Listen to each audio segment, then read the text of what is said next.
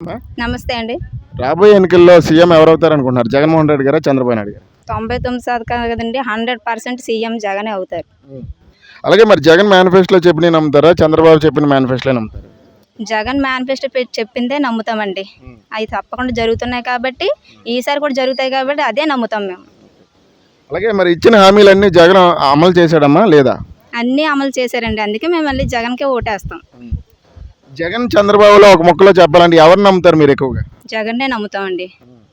అలాగే మరి పథకాలతో పాటు సచివాలయాలు, రైతు భరోసా కేంద్రాలు, స్కూల్స్ బాగు చేసి ఇంగ్లీష్ మీడియం చేశానంటున్నారు జగన్ గారు. ఇవన్నీ నిజమేనంటారమ్మా? అవన్నీ నిజమే అండి, అందుకే ప్రైవేట్ స్కూల్లో చదివించుకున్నా కూడా అందరికీ ఎలిజిబిలిటీగా అన్నీ జరుగుతున్నాయి కాబట్టి, జగన్ పెట్టినవన్నీ తప్పనిసరి జరుగుతున్నాయి కాబట్టి మేము జగన్ చెప్పినట్లనే నమ్ముతున్నాం. అలాగే మరి ప్రతి గ్రామంలో కానీ టౌన్లో కానీ ఎక్కడ చూసినా సచివాలయాలు ఏర్పాటు చేశారు. సచివాలయాలు వాలంటీర్ వ్యవస్థ ఏర్పాటు చేసిన తర్వాత ప్రజలందరికీ నేరుగా వెళ్ళి ఫంక్షన్లు ప్రతి పథకాలు అన్నీ నేరుగా చేరుస్తున్నారమ్మా? అన్నీ చేస్తున్నారండి, అన్నీ జరుగుతున్నాయి. ఓకే, ఫైనల్గా మీ ఓటు ఎవరికమ్మా? చంద్రబాబు నాయుడు గారికా, జగన్మోహన్ రెడ్డి గారు? జగన్మోహన్ రెడ్డి గారు. Thank you.